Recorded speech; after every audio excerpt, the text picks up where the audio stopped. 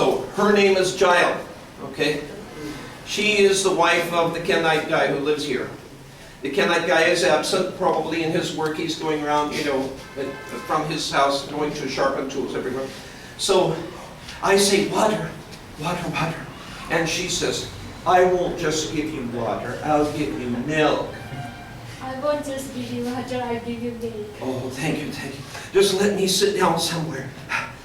I won't just give you a place to sit down. You can lie down. I won't just give you to sit down, just to lie. Oh, he's very kind. So then, I lie down on here, and she puts this sheepskin over the top, you know, and I'll just get some rest and I'll go on my way. He's trying to kill me.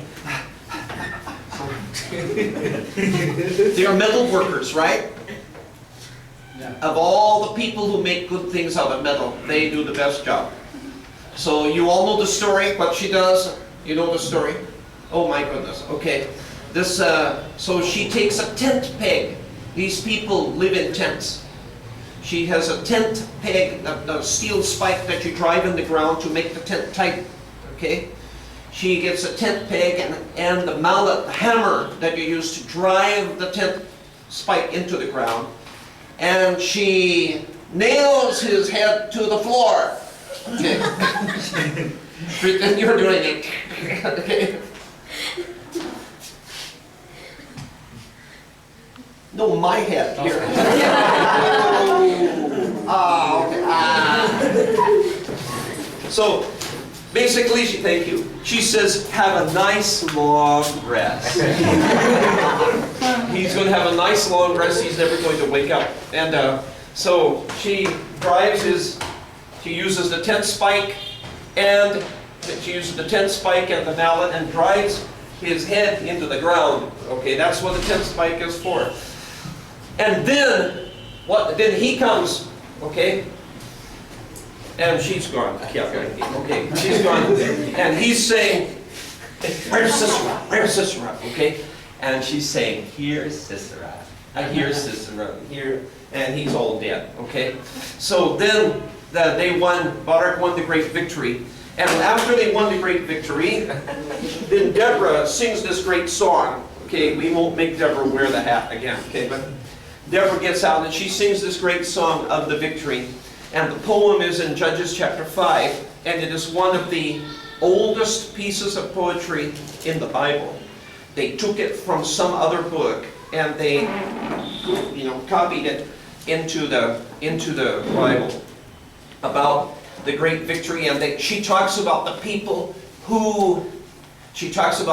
Deborah talks about the people who fought and won great victory, and she talks about those people who are scared to fight, the people who were lying back at home and saying, maybe I'll fight, maybe I won't fight, maybe I'll fight, maybe I won't fight. And they didn't join the battle, so they didn't get share in the victory.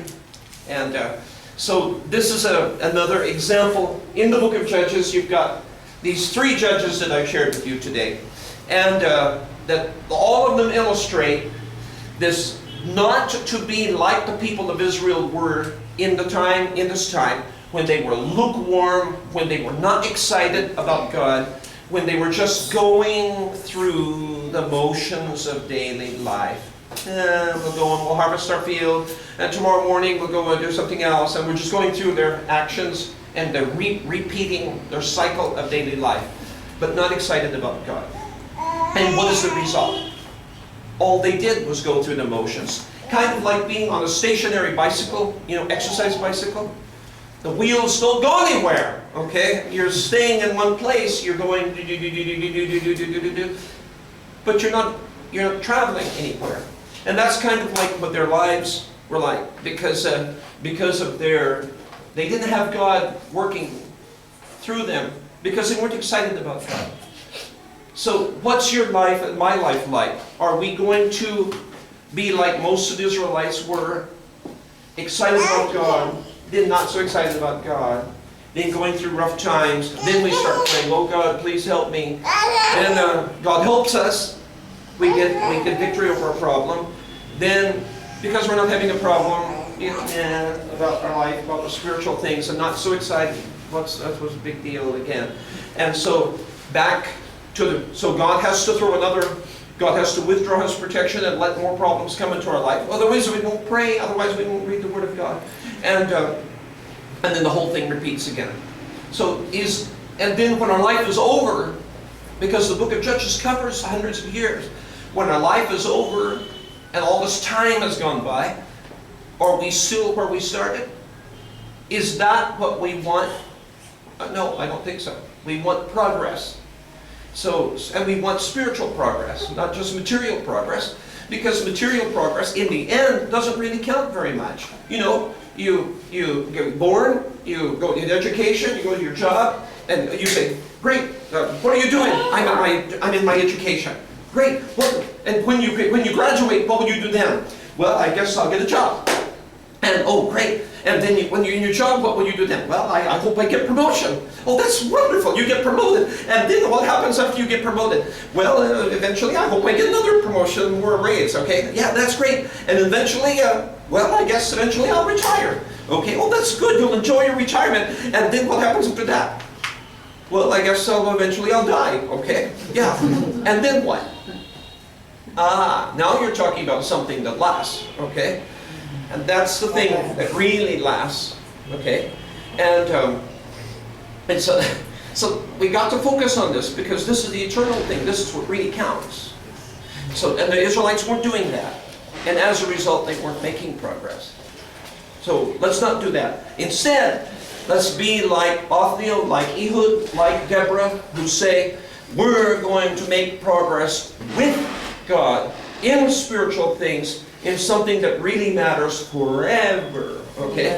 And that's like when we witness to people and we witness to Jesus Christ, and they come to the truth, they come to Jesus Christ, and they're ready for heaven.